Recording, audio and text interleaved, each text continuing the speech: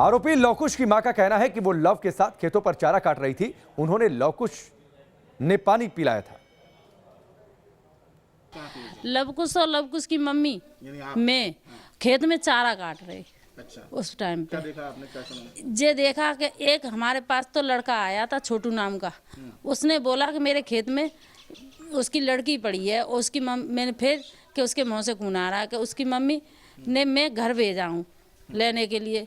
तो उसके घर जा रहा हूँ मैं, उसके घर भाई को लेवाने। थोड़ी देर पहले भाई उसका चारा लेके घर पे आ गया था। अच्छा, जब वो आ गया घर पे, घर से गया, भाई उसका नहीं गया तो वो घबरा रहा बच्चा। तो मैंने कही बेटा तू घर को जा और घर से अपनी मम्मी है अपने भैया लेवाला।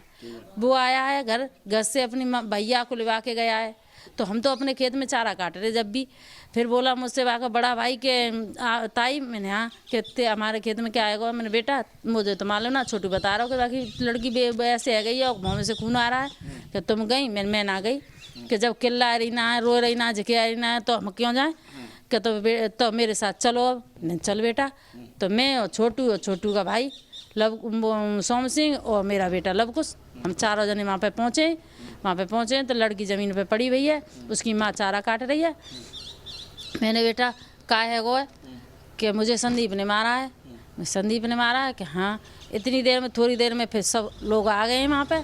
सब आ गए तो सबके सामने मैं बोली, मैंने बेटा कहा कहता कोई पानी ले आव। तो कोई पानी ना लाया तो मैंने अपने बेटा से बोली हूँ कि बेटा तू जा।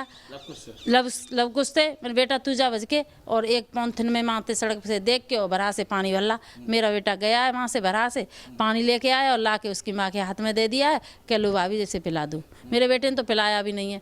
और उसका भाई पहुँचा है, भाई ने पूछा कि कौन हो, कि संदीप था, कि और भी कोई था, कि नहीं। तो फिर भाई उसका बाएं पकड़ के और लेके सड़क तक आया और फिर सड़क पे ऐसे बाइक पे बैठा के उसका भाई, उसकी माँ और वो लेके गए थाने को।